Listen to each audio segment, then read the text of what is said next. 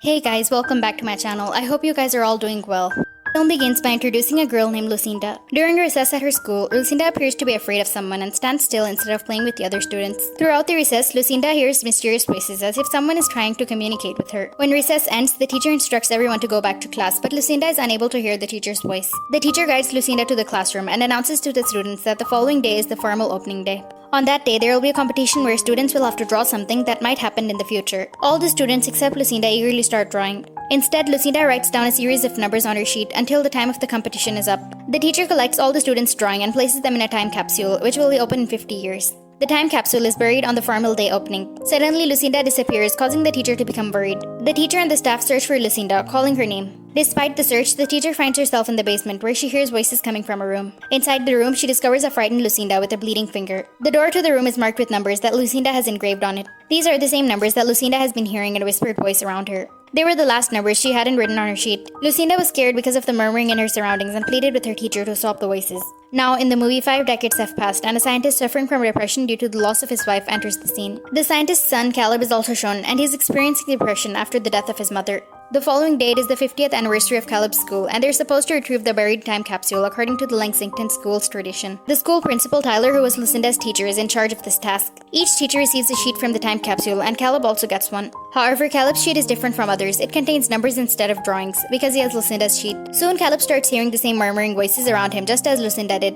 He believes the voices are coming from the school's vicinity. The voices stop when he contemplates them. Back at home, the scientist John and his son, Caleb, have a conversation. During that time, John notices Lucinda's sheet and is astonished by it. He believes that there must be a message in those numbers, but initially ignores them. Sometime later, John accidentally places his glass on the drawing, causing some of the numbers to be circled. When he observes these numbers, he realizes that it is a date when many students were killed in the classroom. Looking at the paper, he sees the same numbers written on it, representing the number of the people who died that day. This revelation shocks the scientist. He then proceeds to analyze the other numbers, writing them on the whiteboard. Through this investigation, it is revealed that the numbers written on the sheet are not normal numbers. They held significance, or either dates or digits. The dates indicated past calamities or adversities, and there were additional numbers after the dates, which represented the death toll in each disaster. The year which Lucinda wrote the sheet was mentioned along with all the tragedies which had occurred from that time until the present. They started marking the dates with red circles and the death dates with blue circles. However, there were still a few numbers that proved difficult to calculate. The next day, John shared the sheet with a colleague and explained that the numbers on it represent each calamity date and the number of deceased individuals in each disaster. John also mentioned that these number of series representing the dates of all tragedy that had been occurred on Earth. He tells his colleague that the sheet also mentions tomorrow's date on which 21 people will meet their end. However, his colleague finds it hard to believe and suggests that the numbers on the paper might be coincidences, or it may be other meaningless numbers present as well. To ease John's worries, his colleague suggests that someone might be playing a prank on him. John decides to visit Lucinda's former teacher, who confirms that the sheet is genuine and is indeed written by Lucinda, the little girl who was a student 5 decades ago. The teacher also reveals that during the time when Lucinda wrote the sheet, she experienced many mysterious occurrences, including hearing strange voices in her surroundings. He recounts an event where Lucinda had engraved some digits on the door before passing. John, after hearing this, is intrigued even more. John's curiosity about Lucinda even grows more, but the teacher informs him that Lucinda had died a few years ago after battling an illness. Outside, John notices his son Caleb talking to a strange man who gives Caleb a stone before leaving abruptly. The next day, John is struck in the traffic jam while on the way to pick up Caleb from school. He glances at the car's GPS and is reminded of the digits written on the sheet. Investigating further, he learns that there is an airplane crash at that location, resulting in the death of 81 people, confirming the accuracy of Sheet's prediction.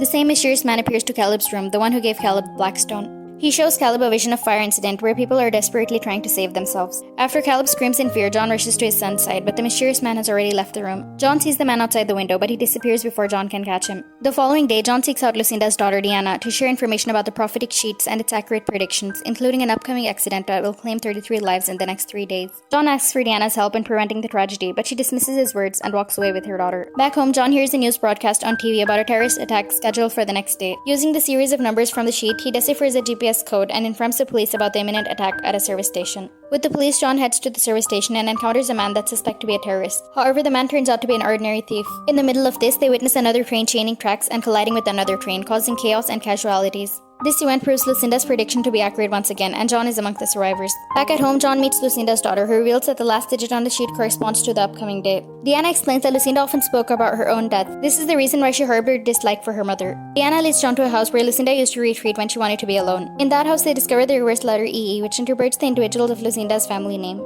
As they investigate the house, they realize that EE stands for everyone else, indicating that everyone will perish on the mentioned date. Upon exclaiming the stones given to Caleb by the strange man, they notice Diana's daughter and Caleb sitting in the outside car. The same eerie individuals appear, attempting to lure the kids. Caleb cleverly honks the car's horn instead of following them, but the strange people disappear before Diana and John come outside. John confronts one of the men asking what they want. In response, the man emits a bright light with his mouth and then vanishes. They all return to John's house where Diana grieves, convinced of the truthfulness of Lucinda's predictions. This foretells the death of everyone after a day. Realizing that it's their last night together, Diana's daughter draws a picture for John and interprets a disaster approaching from the sun side. He rushes to his office to observe the solar radiations. These unusual radiations suggest that the entire solar system might be in danger of destruction. John discovers that Caleb has been writing similar sheets to Lucinda's, and he recalls a teacher mentioning digits engraved by Lucinda on the door. He rushes to the school and then returns home with the door, but Diana and her daughter along with Caleb have already left to seek refuge in a cave, hoping to protect themselves from a solar flare. After calculating the digits on the door, John realizes that this might be a safe place on Earth to enter the calamity. However, he finds no one at his house when he returns, as Diana and the others have already departed. He decides to chase after them, and he finds Diana at the filling station. It is being broadcasted that the threatening disaster is imminent and everyone needs to find underground shelters. Diana calls John and informs him of her location. John explains to Diana that there is only one shelter that can protect them, that is the house where Lucinda used to hide. While Diana is on the phone, some people steal her car and she quickly steals another car to follow them. She gets into an accident and tragically dies, which is just predicted by her mother.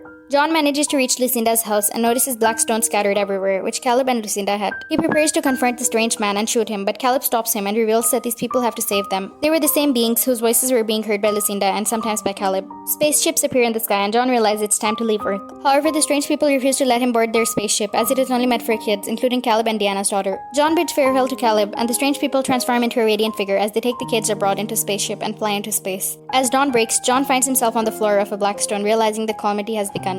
He rushes back to the family and informs them that Caleb is safe. They embrace each other as the solar flare starts destroying the world, wiping out all humanity. The movie ends with the spaceship dropping off all the kids at different locations, where Caleb and his friend find themselves in a beautiful and peaceful place. So guys, that's all for today. I hope you guys enjoyed watching this video, and if you did, do consider subscribing. Bye guys!